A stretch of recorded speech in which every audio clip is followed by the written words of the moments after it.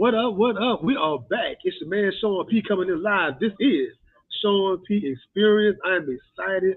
I have another amazing scholar here gracing our platform. We got my sister Crystal on standing with her brand new release, like 48 hours ago, of Forgotten Migration. I'm so happy to have her on my show early on her tour of releasing the book, man. Let me give her official introduction now. This is another person with a mile long bio. We can do 30 minutes on the bio alone. We're going to try to condense it to the hot spots, right? So I have Crystal R. Sanders as an award winning historian of the United States in the 20th century. Her research and teaching interests include African American history, Black women history, and the history of Black education. She received her BA, cum laude, in history and public policy from Duke University, stand up Duke, and a PhD in history from Northwestern University. She's an associate professor of African American Studies at Emory University. Previously, she was associate professor of history and the former director of Africana Research Center at Pennsylvania State University during the 2021 academic year. She was a fellow at the National Humanities Center. There's more. She is a recipient of a host of fellowships and prizes. I'm going to name a few. These honors include the C. Van Woodward Prize for the Southern Historical Association, the Huggins Quarles Award from the Organization of American Histories, and I'm gonna go down to some of these fellowships. The Andrew Mellon Graduate Fellowship in Humanistic Studies, and the Ford Foundation Dissertation Fellowship in the National Academy of Education, Spencer Foundation Dissertation Fellowship, amongst many, many more. I could have did 30 more minutes on that, but I give you Crystal or Sam. Thank you for having me. Yes, ma'am. Yes, ma'am. I want to ask you this question first before we get anywhere else. This book is a part of the John Hope Franklin series. So I first came across this series like early in the year trying to find something else. What is it like being a part of the John Hope Franklin series? How did that even come about, that whole situation? Sure. Well, first, let me say, growing up, I was always a fan of the late, great Dr. John Hope Franklin. Um, my father had a lot of his college textbooks on a bookcase in the room that my sister and I called our playroom. And I recall one day picking up a book that was titled From Slavery to Freedom. And my father, had written notes throughout the book. That was a book he had been assigned while a student at Winston-Salem State University in North Carolina. So that was my first introduction to Dr. Franklin. And then when I matriculated at Duke, he was on faculty. He was no longer teaching, but he would often come to events to talk to students, talk to us about what it was like to be a professional historian. And so, I was always just impressed by not just his knowledge, but his generosity.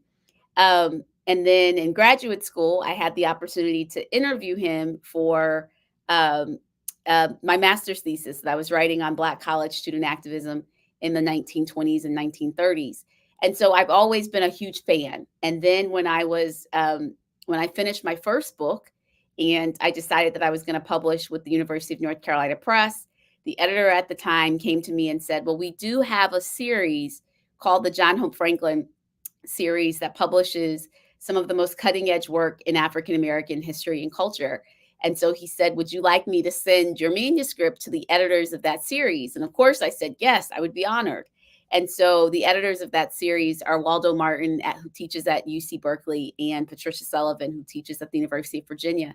And they both read the manuscript and said, yes, we think it would be a perfect fit for the John Hope Franklin series. So I was very grateful. And then when I wrote the second book, I said to my editor again, I really hope that it'll be considered for inclusion in the Franklin series. And once again, after Professors Sullivan and Martin read the book, they agreed. I think what sets apart books in that series is that these are not just compelling and original stories about African American history, but these are books that have relevancy to current events, right? Whether we're talking about the funding of public schools or the funding of historically Black colleges, our scholarship is supposed to matter. It should inform not just members of the academy, but it should have relevancy to general audiences. And so I tried to do that with this work. I believe that most of the books in the Franklin list do that. That is an amazing, amazing, beautiful story. Thanks for that. So this show is called Sitting with the Griots, paying homage to, of course, the African storytellers, and they carry the tales of the good and the bad in the history. I love asking my authors, how do you feel about being a current day griot, or for the ladies, griotes? How do you feel about carrying that mantle? Does it feel like weight, pressure? Did you not think about it? I don't consider it a weight or a burden. I actually consider it to be an honor, right? And a privilege to have the opportunity to document the experiences, the resiliency, and the aspirations of Black people. I grew up in a home where I was all the time introduced to African American history, a home where race pride was instilled in me from a young age. And I hope that my work is able to do that for other people, young people in particular. So I see it as a privilege that I get to write and teach about the determination and the strength and the resiliency and the joy and the beauty of Black people every single day. I mean, I think it's such a blessing that that is my full-time job. That's not a dream job. That's a dream job, right? Right. So I never want to ruin the book. And I don't want to spoil the book for anyone. Could you give us a short elevator pitch for the audience of what is Forgotten Migration dealing? Sure. I mean, I'm a historian of Black education. And oftentimes, if we talk about the history of Black education, everyone mentions the Brown decision, right? They go to 1954 and they say this is a turning point in American history. But I really began to grapple with how we got to Brown. And the more that I began to look into the NAACP's legal strategy to have segregation in public education declared unconstitutional, I kept coming back to graduate and professional school education. And the more research I did, I realized that the NAACP, under the leadership of Charles Hamilton Houston, who oversaw their legal department, was really strategic in wanting to, number one, go into court and use precedents that were already on the books to begin to improve educational opportunity for African Americans. So when Hamilton Houston comes to the NAACP, comes on staff in the 1930s, the NAACP is focused on trying to secure federal anti-lynching legislation. And Houston essentially says, look, I want federal anti-lynching legislation as much as the next person. However, we need to spend our time and our energy and our very limited resources on going into court and making demands based on laws that are already on the books. And so he said, look, there's a 1896 Plessy v. Ferguson legal doctrine that says separate but equal. But when we look at graduate and professional school education in the South, we find separate and non existent. So he essentially says we can go into court easily and get a verdict that should be in our favor. And that will be kind of the first among many lawsuits that we are able to bring to begin to bring about educational equality for African Americans. And so, I began to say, this was a very brilliant strategy. And we need to look more about the ways in which Southern states denied African Americans of educational opportunity beyond the bachelor's degree. And so that's how this project got started. The more digging I did, the more I realized that segregationists, had a variety of schemes to keep Southern flagships non-Black. So the book title, A Forgotten Migration. We all know, most of us, about the mass migration that we talked about a ton. Why is this particular part in our story not talked about as often? You named some of the major names in this book, so the names are there. Hmm. You named some major cases that Hmm. kind of came before some of the other ones. Why is this part of history so forgotten, you think? I honestly don't know why it's forgotten because, yes, as you said, there's a lot of scholarship on the Great Migration. We know about, this was the largest internal migration in American history when African Americans are leaving the South, relocating to the North, the Midwest, and the West for better opportunity. But during this Great Migration, there's this smaller, right, forgotten migration, this educational migration that I write about. And, um, oftentimes I find when I've talked to segregation scholarship recipients or their children, they'll say, my parents mentioned this to me, or yes, I was compelled to leave home for graduate study, but they don't necessarily think about themselves as being part of a much longer or much larger story of thousands of African Americans having to leave home to get the same educational opportunities that white citizens were able to get in state. So I think that's one of the reasons. I think that many segregation scholarship recipients themselves have not necessarily thought about their actions as being part of a larger migration. And then when we look at Southern states, they have a real reason to want to forget this history. There's, on the part of Southern state governments, not necessarily wanting to shed light on the fact that there's been this long underfunding and lack of investment in public Black colleges. And so I believe, both of those reasons have created this forgotten migration that I'm hoping to, jog people's memories about, or to make people aware of the ways in which, these types of obstacles or schemes were used to preserve segregation at Southern flagship institutions and require African Americans to go through additional hoops for training beyond the bachelor's degree. Yes, ma'am. I have a research question. I love research questions. But before I get to that, in all of your interviews you were conducting for this book, why is it that a lot of this migration, the ancestors chose to come back to where they were from to practice and to study and bring things to the community? Why didn't they stay where they went to school, for an example? Oh, that's a great question because, yes, when we think about the Great Migration, most of those African Americans leave the South and don't come back. However, with the segregation scholarship recipients that I write about, they saw a great need for their services and their skills and their credentials in the South. When we think about Black attorneys and Black physicians in particular, they understood the lack of, Black lawyers to ensure that African Americans had a chance at real justice in Southern courtrooms, or a chance at adequate representation, I should say. Whether or not they got justice, they were going to get adequate representation, as we saw more and more Black attorneys practicing in the South.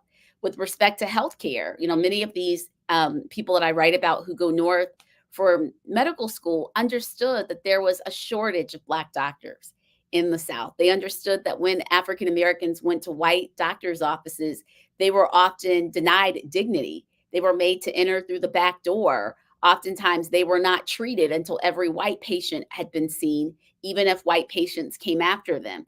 And so, this is really I see many of these segregation scholarship recipients as believing that, this is race work. We are going out to get the training that we need to improve the lives of African Americans in our home communities. And that's what they did. So, it's a beautiful story of African Americans pursuing their highest intellectual potential and then coming back to their home communities and using those skills and using those credentials to improve life for other African Americans.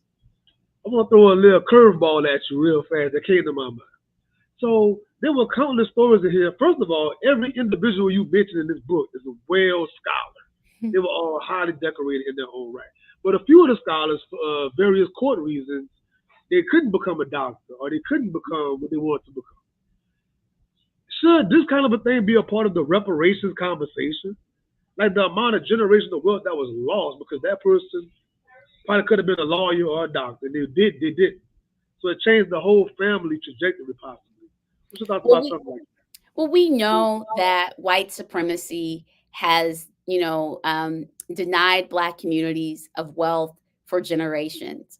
With respect to my book, I think the evidence makes a strong case for reparations for public Black colleges because Southern states had some options. If they truly did not want to desegregate their flagship institutions like UVA or the University of North Carolina or LSU or Maryland, they could have invested in setting up graduate and professional school programs at public Black colleges in their states. But 9 times out of 10, they chose not to do that. And so we have to think about the fact that professional school programs in particular tend to be tuition revenue generating programs. We have to think about what would be the case if we saw a pharmacy school at Elizabeth City State University in North Carolina, Or what would be the case if there was a medical school at Southern University of Baton Rouge? These are things that, Southern state legislators could have done, but chose not to. And so when we think about the decades of underfunding, the decades of lack of investment, when Southern states will rather pay for their Black citizens to go to the University of Michigan or the University of Wisconsin rather than invest um, in state institutions that have been created for African Americans, there is a debt and there's a harm. And so here in 2024, we see about the astronomical increase in applications to HBCUs among Black students. And when we hear about this rise in applications, we also hear about these schools having to turn a lot of students away because they don't have the dorms, they don't have the housing for these students. If these institutions had been properly funded from their founding, there would be more buildings, there would be more dormitories. So that there is a case to be made that these, decades of neglect and decades of underfunding have created present day problems that we see these institutions struggling with. So I'm hopeful that perhaps, as more and more people become familiar with segregation scholarships, as they become familiar with the ways in which these programs, essentially stole money from Black colleges, that there will be conversations about how we can address that harm. I'm also thinking about, of course, throughout the whole entire book is all of these court cases and what happened with these court cases, right? So the amount of black people that couldn't become a lawyer, Mhm, but we need these lawyers for these court cases. Like mhm, the circle of that is just ridiculous. mhm. So Like yeah, barely even having black lawyers in the South. exactly. For every, think about it, for every segregation scholarship recipient that I wrote about or that I found in the archives, there are probably 100 other people who couldn't leave home. Lloyd Gaines is a perfect example of that. Lloyd Gaines said, I can't leave Missouri. I have a widowed mother in this state. I have young siblings. I want to be an attorney, but I cannot leave the state. So I should be able to attend the flagship institution that had the only public law school in the state, an institution that was subsidized by his mother's tax dollars, right? And just think about, his is a very tragic case. After the NAACP has what we would call, a victory, in that the court says that Missouri cannot continue to force Black students to leave the state for the same opportunities that white students are able to get in the state. Lloyd Gaines disappears. He's living in Chicago. He is living at his fraternity house. He goes out to buy stamps, and he's never heard from again. I'm one of many among many historians who believe he was killed. He was killed for having the courage to challenge segregation in higher education head on.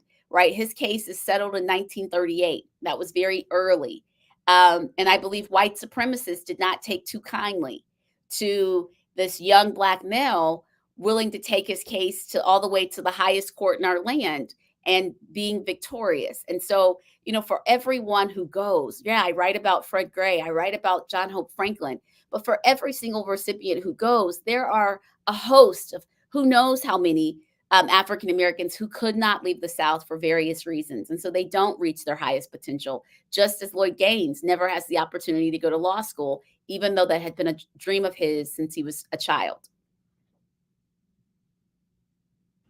So I love to ask my authors the research questions, especially the nonfiction. Give us a kind of a bird eye view of the research you did to collect to make this book. I love the references in the notes and everything I read. I'm always harping on that on this show. And the amount of interviews you conducted and all the work you did. You also mentioned, I think, in acknowledgments, the pandemic. So I want to ask you on the hindsight, if the pandemic never happened, how would this book be different, you think? Mm. Oh, that's a great question. Okay. I should say that I began to be really interested in this migration of Black Southerners to the North once I learned of public Black school teachers from my county, my home county in North Carolina, who had received degrees in the Northeast in the 40s and 50s. And I remember being puzzled as to why these women, Black women, had traveled so far away from home for graduate study. And as I tried to answer that question, I realized that they were not able to attend institutions closer to home. So that's why they have their master's degrees from NYU and Columbia and Michigan and Northwestern. So that was kind of the beginning of my really starting to say, I want to find segregation scholarship recipients who I can interview. So I began, it was I began looking at what we would call perhaps low hanging fruit, looking at Black physicians and attorneys who were, perhaps in their 80s or above, who were natives of the South, who had received degrees in the North, Midwest, or West. And so after I identified some of these individuals, I began reaching out to them and saying, I'm writing a book about the obstacles Black Southerners went to pursue post baccalaureate training, and I'm really interested in speaking to people who received funding from their native states as a way to preserve segregation. And so oftentimes when I would reach out to these individuals, they indeed would confirm that they had received money from their native states for their graduate education. So two of the first people that I was able to make contact with was attorney Fred Gray in Alabama and Dr. Lewis Sullivan, who's a physician from Atlanta, Georgia. As I began to do more digging, I found that a lot of people who had um, been pioneers in their field, who had made history in whatever professional career they pursued, had passed away. And so at that point, I started looking to see if these individuals had done oral interviews that I would be able to consult or if they had written memoirs. And so there were several people who had done oral histories, and these oral histories were located in archives around the country, typically at university archives or in state archives. So I drew on that material. But I also knew that if I was really going to tell a story about the ways that Southern states had denied African Americans of equal educational opportunity and had underfunded Black colleges, I had to get into state archives. So I began visiting various state archives to look at what material I could find about their segregation scholarship programs. So, I was going into the archives in North Carolina or the archives in Alabama and a host of other states looking to see what was there and then trying to figure out, how many states would I focus on in depth to be able to really tell a story about the whole, since we know that 16 southern and border states had these programs, but I could not write a book about all 16 states. So I selectively chose states that I thought would give us really a good overview of the types of policies and rules that governed segregation scholarship programs. I had started this project before the pandemic. I had done a significant amount of research, but because of the pandemic, I decided not to add an additional school. Perhaps if there hadn't been a pandemic, I probably would have focused in depth on 5 or 6 states rather than really focusing on 4 states truly in depth and then giving these short vignettes about the other states. So there would have been probably, at least one more state that I would have included in depth. And I, excuse me, I believe that state would have been Mississippi because I had already done a significant amount of research on the segregation scholarship program in Mississippi. And I had always planned to go back and do additional research, and then I did not because of the pandemic. Okay, okay. I love to ask this question. I know for a fact the book is about 200 or so pages, so everything can't make it to the book. It's not Mhm. possible. Tell me something that you wish was in the book that's not in the book for whatever reason. Oh, let's see. Oh gosh, this is a good question. One of the things that I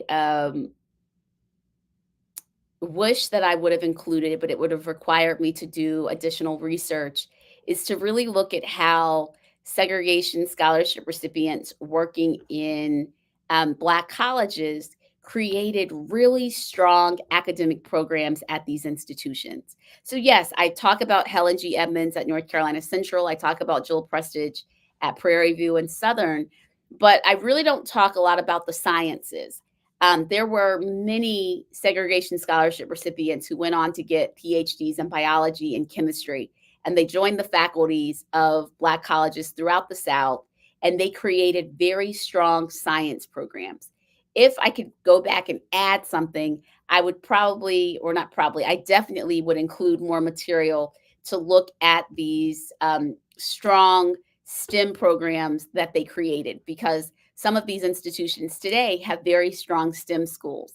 And the foundation for these, these present day STEM programs, where the foundation was laid by these segregation scholarship recipients. So I would want to have included that information. Now let me ask you this question. So, are you planning on like making like another book or additional resource or like a journal? But you gotta do something. You name three different things. Probably we need these things. You can't just tuck them away. You have any plans for them or?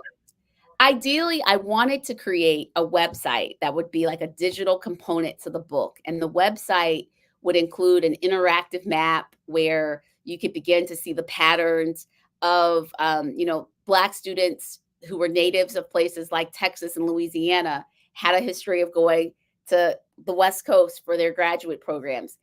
Black students who were natives of North Carolina and South Carolina tended to go to New York, or Washington, D.C., or Pennsylvania for their graduate programs. So there are some migration patterns that I would love to be able to show, to have visuals to really help people to see these patterns. And then they could click on a particular school in the Midwest or in the West and read biographies of some of the segregation scholarship recipients. That's what I want to do. Now, the question is if I will get the time and the resources to do that. Well, that's some very, very hot ideas. I would love to see it. I would love to be able to dig around in there. Me and my scholar friends here in the building, we would love that, man. For the audience that's watching, could you explain segregation scholarships for those that haven't read the book yet? Could you explain what that is? Sure. So, Southern states had a constitutional obligation to ensure that Black and white citizens had the same educational opportunities.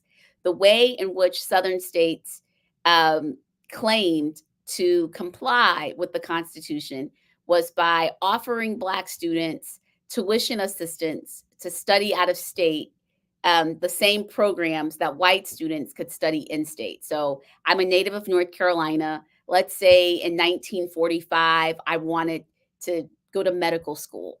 And there's the University of North Carolina Medical School, but it does not admit Black students. So North Carolina would say, well, while white residents can go to the University of North Carolina's medical school, we will pay for our Black residents to go to medical school at Meharry or Howard or Michigan or Northwestern.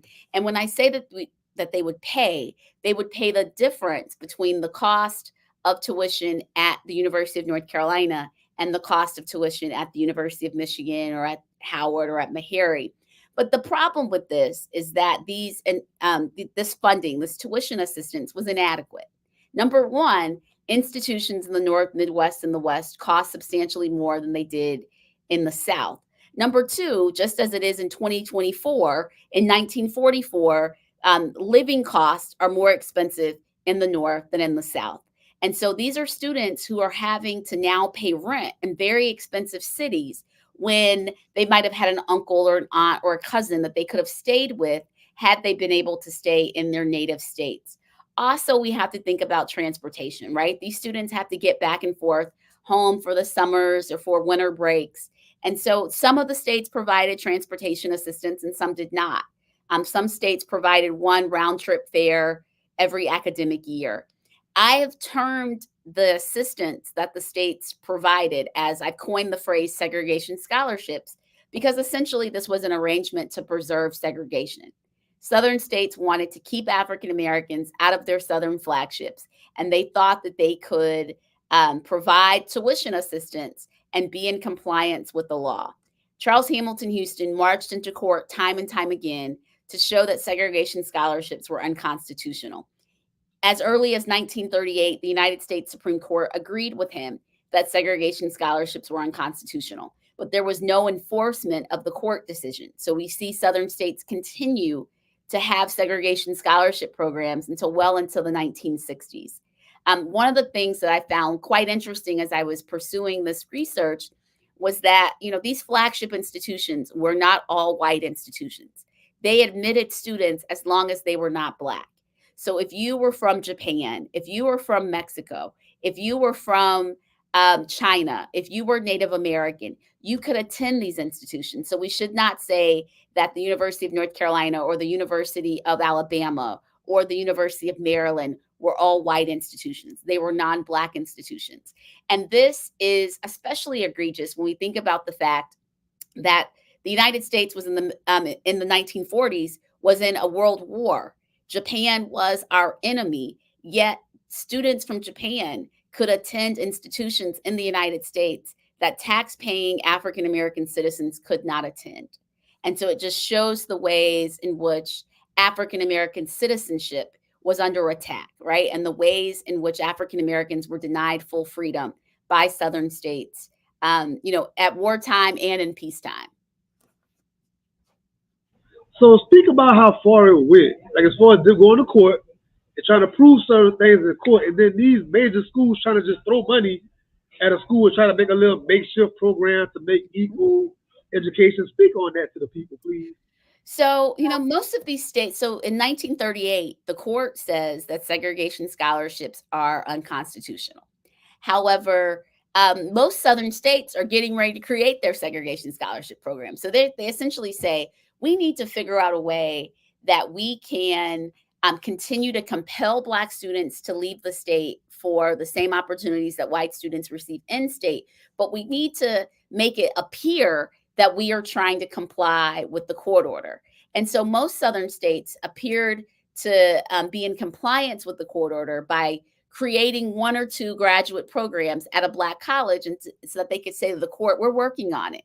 As you can see, we were putting forth a good faith effort, when in reality, it was not a good faith effort. It was just, throwing a few pennies at an already underfunded institution to try to show the court that there's no need to investigate what we're doing. There's no need for additional lawsuits. We are trying to offer Black students the same opportunity. So to give you an example, again, the court says segregation scholarships are unconstitutional in 1938.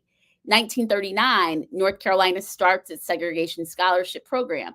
And North Carolina passed, the General Assembly of North Carolina passes legislation that says we're going to create a law school, a medical school, and a pharmacy school at North Carolina College, which is today known as North Carolina Central University. Well, North Carolina Central never gets the pharmacy school and the medical school. They do get the law school. And until very late in the 20th century, that law school would be significantly underfunded by the state. So we could not in any way say that North Carolina College's law school was the equivalent to the law school at the University of North Carolina.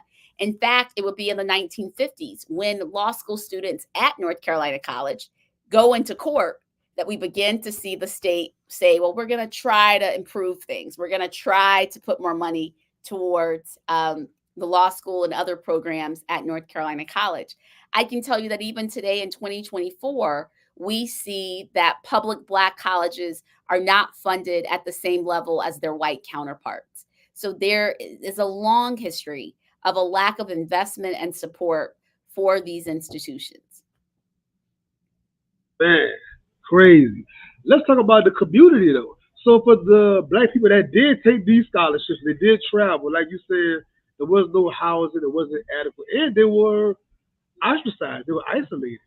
Speak about the power of the Divine Nine, the fraternities, sororities, the Black organizations and groups that did, I want to say, house them or look out for them. Speak about the power of community that we have. Sure. As a proud member of Alpha Kappa Alpha Sorority Incorporated, I'm very happy to talk about the support that Divine Nine organizations gave to Black students who are studying at these historically white institutions throughout the United States, in the North, the Midwest, and the West. I'll use the example of Kansas. The University of Kansas never had a color line, so it did admit Black students, but it did not allow them to be treated as their white counterparts. So, Black students could not live on campus. Black students could not engage in campus activities and campus organizations in the same way as white students. And so what we see is that many of these Black students began to turn inward. They look for community among the small um, Black student population at the University of Kansas. It would be Alpha Kappa Alpha's, local chapter that would provide comfort, that would provide community, that would provide support, that would help Black students to find housing in and around Lawrence, Kansas, to ensure that they could stay in school and complete their studies and have a safe and affordable place to live.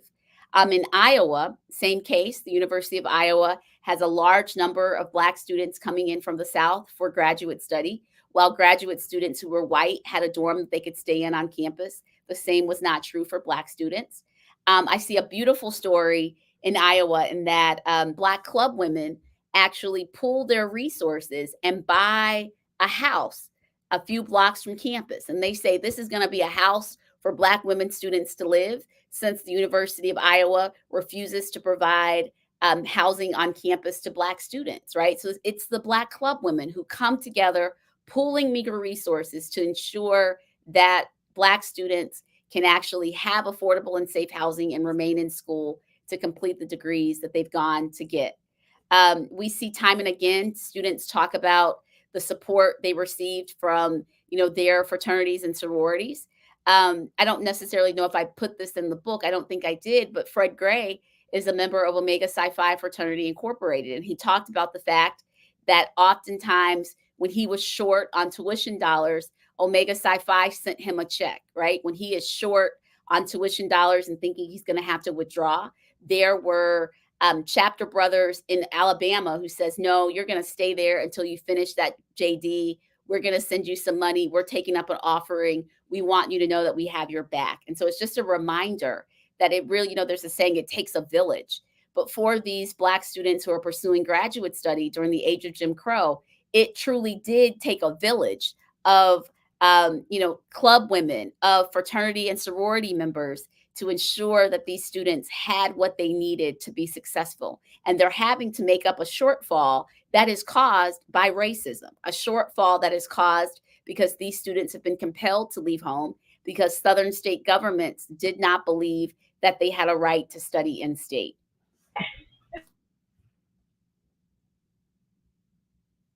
Oh, I can't hear you. I'm sorry. But besides fraternities and clubs, you spoke about certain Black families that they use their home like, man, you know what? We're gonna take y'all in. Mm-hmm. The community once again, speak about that. Speak So about that. oftentimes, many of the segregation scholarship recipients would say after they got off the bus or after they got off the train when they traveled to Ann Arbor, Michigan, or to New York City, or to Chicago, Illinois, they would ask around and say, are there Black families that rent rooms? Are there Black families that are known to give housing to new students coming to town? And oftentimes they'd be pointed, yeah, go 3 blocks over, go down the 4th Street, go down the 5th Street. And so they would go, they would knock on these doors, they would tell who they were. And oftentimes these families are taking them in. This is significant because most of these Black families gave them affordable housing and ensured that they had safe and adequate accommodations to be able to study and to feel as if they had a home away from home. Before many of these Black residents opened up their homes to Black students, there had been Black graduate students who would oftentimes try to rent rooms from white families in the community. But the problem with that arrangement was that oftentimes many of these white families expected the students to be a nanny or a housekeeper, and the students oftentimes did not have time to actually complete their work, their academic work, because they were spending so much time trying to take care of the needs of the families and the homes in which they stayed. And so it was a big deal for Black residents who are living near college campuses to say, we're going to give you shelter. We're going to ensure that you are able to get the degree that you've come for. And so oftentimes these segregation scholarship recipients mention that when they graduated, their parents from in the South couldn't afford to come up for graduation. And it would be the families that they stayed with that were in the audience cheering when their name was called, yelling when they walked across the stage. And so they've really created familial relationships with the community members who took them in and gave them housing. Now, another one of my favorite topics is black press. You in the book, you speak about the black press almost every chapter. Mhm. The black press is spreading these court cases, so it is known, it is talked about. Mhm. Um, Speak about the power of the black press. In the back of the book, you list so many press things you reference, Mhm. and speak also to in today's time.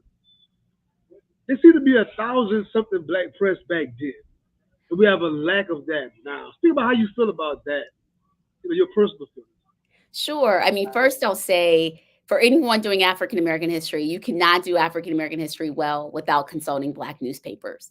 Black newspapers are the cream of the crop because Black newspapers from early in, well, really even from the 19th century, we see that it's Black newspaper editors who understand that there are, important things happening in Black communities. These are Black newspapers that are giving attention to what's happening in Black schools, giving attention to what's happening in Black civic organizations, ensuring that African Americans stay informed about the issues and the concerns and the happenings occurring in their communities. And so these newspapers were a gold mine for me as I was trying to do this project. Whether the newspapers had lists of the segregation scholarship recipients' names and places of and places where they plan to study, or whether it was articles about some of the lawsuits that the NAACP was was preparing to bring to lower courts, state courts, and the Supreme Court. I found this to be an invaluable resource. Um, with respect to today, yes, we see a significant decline in the number of Black newspapers that are currently still in circulation. And that's for a variety of reasons. We know that there were a lot of casualties, I would say, in Black communities after desegregation. After desegregation, we see lots of Black businesses closing down. These were Black businesses that often advertised in Black newspapers. So we see Black newspapers losing a major source of revenue. We begin to see, by the 70s and 80s, white newspapers beginning to cover some Black events, beginning to cover some Black news. And we find that, again, as white America woke up to the fact that there was a thriving and a happening Black community in every city in this country, they began to become a news source for those happenings. And that, again, hurt Black newspapers. I can tell you that growing up, my father subscribed to about, I don't know, three or four Black newspapers. We had three or four different Black newspapers coming to the house at any given time. He still subscribes to the Carolinian, which is one of the oldest Black newspapers in North Carolina. I'm a firm believer that everyone should subscribe to Black newspapers. They need this revenue. They need the support of both Black and white people. Um, I think about, Johnson Publishing Company. I also grew up in a home that had Ebony and Jet magazine. We see that, those outlets are no longer with us in their original forms of getting a Jet magazine every week and an Ebony magazine every month. That's a real loss. I think about as a little girl, whether I was at my parents' house or my grandparents' house, flipping through those magazines, seeing people who look like me, seeing all of the HBCU queens every year, and just saying, "Wow, there's Black royalty." So I do believe that there's an importance to having representation in media. I think that we're going to have to be very strategic about making sure that we support Black outlets that are still in existence so that they also don't close in the way that we've seen other newspapers begin to fold. I've had some highly decorated scholars come on this show, and they said they got a bunch of awards, but they felt like they really made it whenever they was in the Ebony or the Jet or the Essence. Like their family resonated with that. All these other kind of things, their mom don't know what that is, and their aunt Mhm. don't know. Whenever there was an Ebony, Jet, Essence is like I made Yes. it. It's that Yes. that pride. You know. So it's funny you say that. So there is, I would consider, one of the most important pieces of media that kind of covers Black studies widely. It's called Left of Black. It's an online series produced by Mark Anthony Neal, a professor at Duke University. And I oftentimes joke with Dr. Neal that to be on Left of Black is the equivalent of having your wedding in Jet Magazine, right? Like if your scholarship is legit, if your scholarship matters, you'll get an invitation to Left of Black. And it was like, weddings, if your wedding was in Jet Magazine, then you had arrived, you had made it. And so we are seeing new forms of media, Left of Black being a great example. If viewers aren't familiar with it, check it out. Type in Left of Black, and you'll see he does a series of Yes. interviews with scholars from a variety of disciplines who are really documenting and explaining, just as you are, Sean, the history and experiences of Black people all over the world. I only wish to be as good as Mr. Mark Anthony Neal. I love Mr. Black for many years. I love that show. I'm always there. For anybody that's watching, do you know any current Black press we can subscribe to? A lot of us have New York Times and Washington Post, and that's cool. But to give our subscription to Black press, do you know any off your head? I'm definitely the Carolinian in Raleigh, North Carolina. In Mississippi, there is a Black newspaper in Jackson. Why is it escaping me? Um, I cannot think of it now. When I think of it, I'll put it in the chat. Yes, But the ma'am. Yes, ma'am. Carolinian is still going strong. I would encourage everyone that can to please subscribe. And my brother that owns there was this bookseller in Virginia, Petersburg, Virginia. He has a Virginia Black press. He talked about recently on his page. So anybody watching this, go to Demetrius Frazier's Instagram page. He has his Virginia press he has over there in his Black bookstore, by the way. So going and for the past year or two, I've been subscribing to the Nation of Islam. Still has their final call paper. So for me, every Black major movement had their own press. The Marcus Garvey, Black Hmm. Panther Party, Nation of Islam. Like we knew the importance of having our own press. Hmm. Yes, ma'am. Yes, ma'am. So I want to ask you about this. Yeah, in chapter 4 in the book talked Okay. about even some of the Black presidents at these Black schools. They were even going with this whole segregation scholarship thing for their own reasons. There was a rock and a hard place. It wasn't straightforward. So we have politics going on right now. We have our struggle in house. We always have. Talk about the rock and the hard place for these Black presidents at these schools. Sure. So, first, we have to remember that public Black colleges are funded by state legislatures. And during the era of legal segregation, these state legislatures were all white. So, just being, a pragmatist, most of these Black college presidents were not going to publicly speak against um, state efforts to provide segregation scholarships to African Americans. Some took the position that we had nothing before and now we have something. So we're going to make the most of, even these crumbs that are being thrown towards African American post baccalaureate opportunities. Another reason why many of these Black college presidents were not necessarily running to align themselves with the NAACP is that they really hoped that the state would invest in public Black colleges. James Shepard was someone, the founder and president of North Carolina College, that's present day North Carolina Central, really believed that the state of North Carolina could invest large sums of money into his institution and make it the Black equivalent of the University of North Carolina. I found a letter that was written a few months before Dr. Shepard died. And in this letter that he's writing to state officials, he's still talking about this medical school. So this is in the 40s, and he's still saying, have we done a study to see about how much money it's going to cost to establish the medical school at North Carolina College?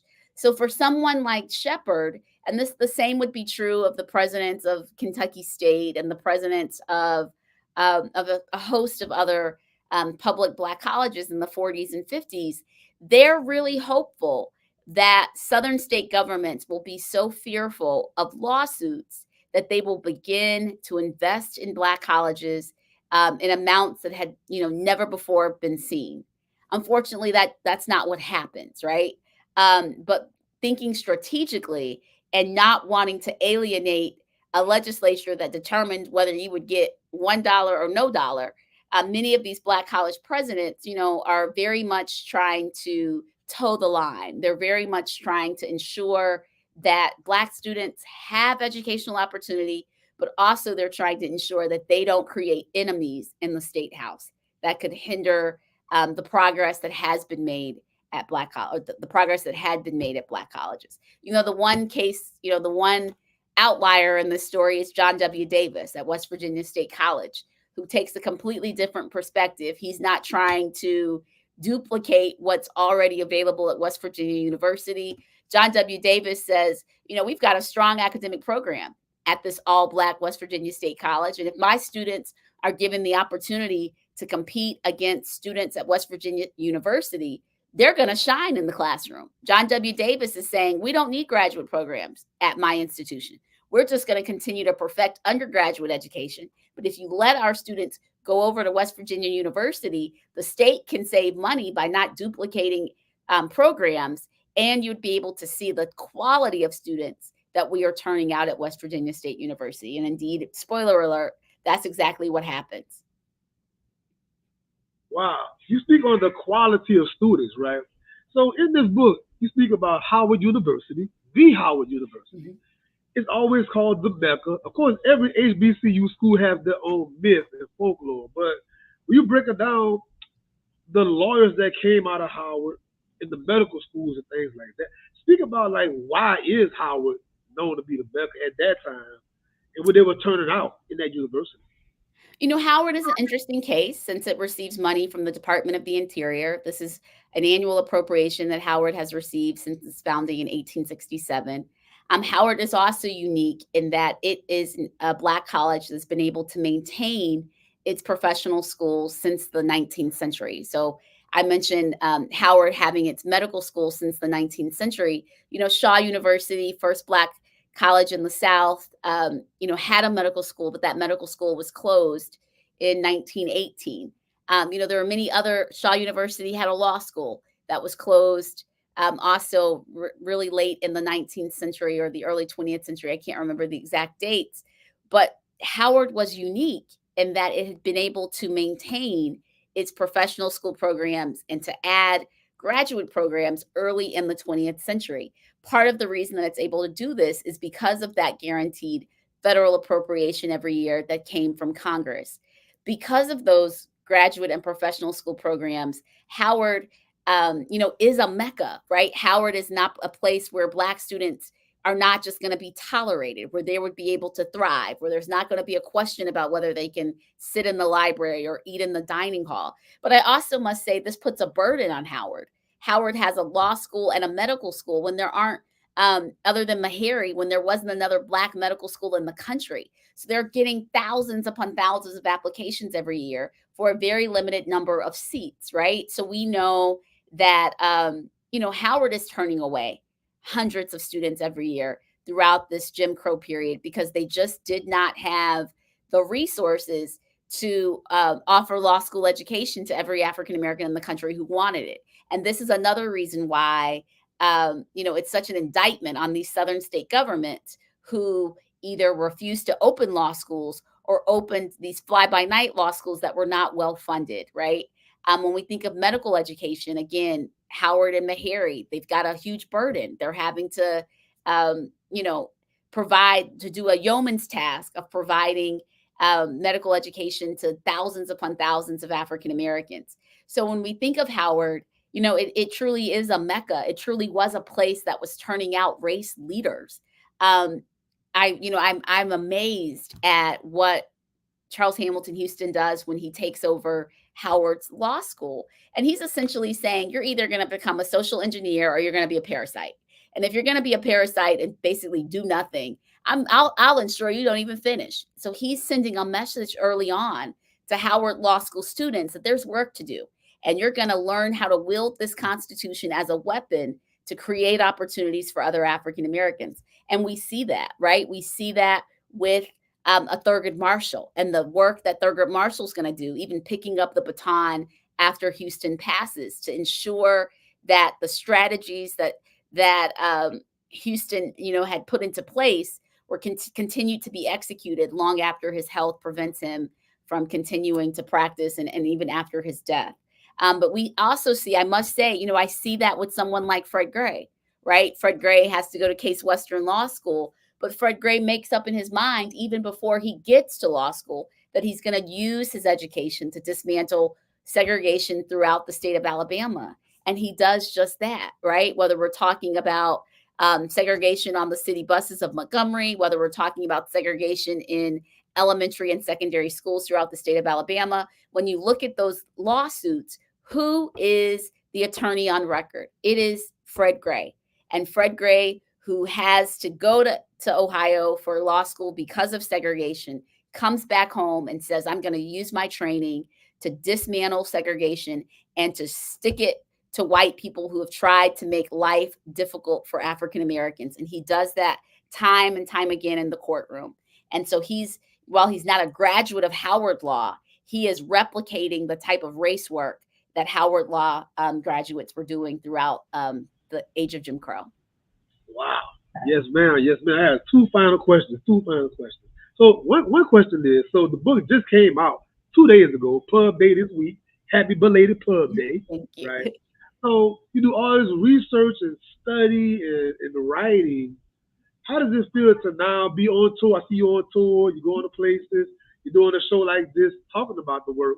How does it feel to finally be able to give it to the world and talk about It is a really surreal experience because I envisioned getting to the finish line, but now that I'm here, I really can't believe it. But I have had the opportunity to meet people from all across the country, people who have personal connections to segregation scholarships, or people who are just interested in learning more about American history and have been really, surprised and shocked at what they've learned from my work. So it's really been kind of the honor of a lifetime. I'm looking forward to continuing to meet new people, continuing to tell this story, continuing to just shout from the rooftop about African American aspiration and resiliency.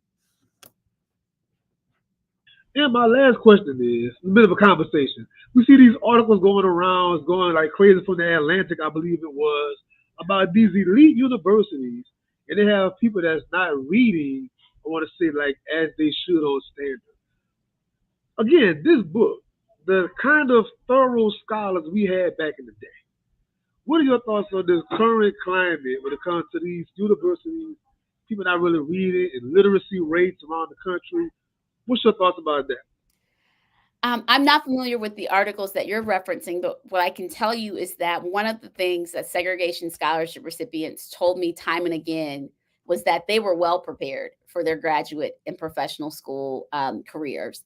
Most of them attended HBCUs, and they said, they were prepared academically and they were prepared socially to withstand the racism and ostracism that they were going to experience. And so I think about someone like Lewis Sullivan, who graduates from Morehouse College before going on to Boston University Medical School. He would go on to graduate at the top of his class. Fred Gray is going to graduate at the top of his class. Carrie Meek out of Florida is going to graduate at the top of her class at Michigan.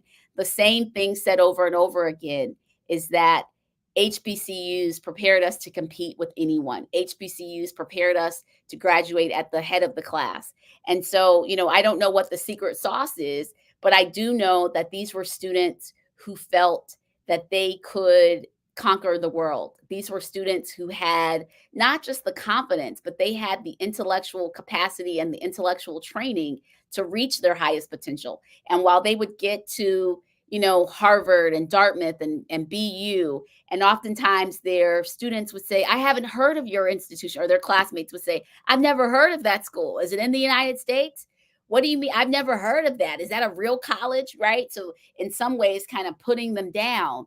When the test scores came back, those very students that's questioning the names of these Black colleges are having to sit in the back of the room with their head down because these HBCU graduates had run circles around them in terms of their actual academic progress and their academic scores on tests. And so, a take home lesson for that is just a reminder that HBCUs have a history of preparing students to succeed in whatever field of endeavor they choose to pursue. And I believe that's true in 2024, just as it was true in 1944. I think about an old interview I heard. I think it was Nikki Giovanni talking about when she was in third or fourth grade.